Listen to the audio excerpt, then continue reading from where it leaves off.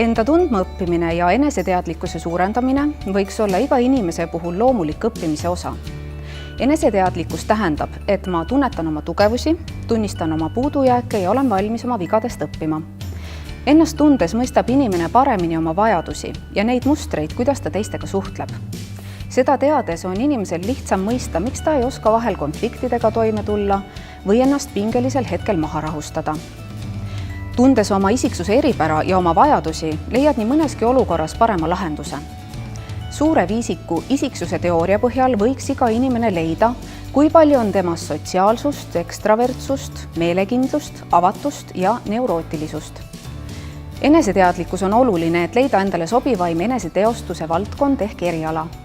Või miks mitte ka mitu eriala, mida õppida ja kus hiljem tööle asuda.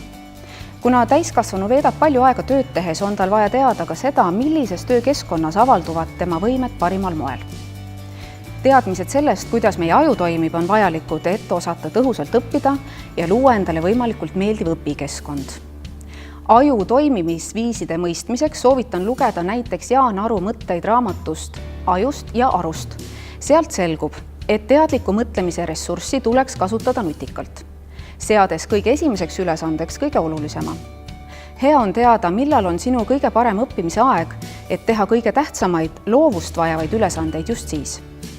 Seejuures tuleks keskenduda korraga vaid ühele ülesandele. Väikesed ülesanded tee ära võimalikult kiiresti ehk kohe.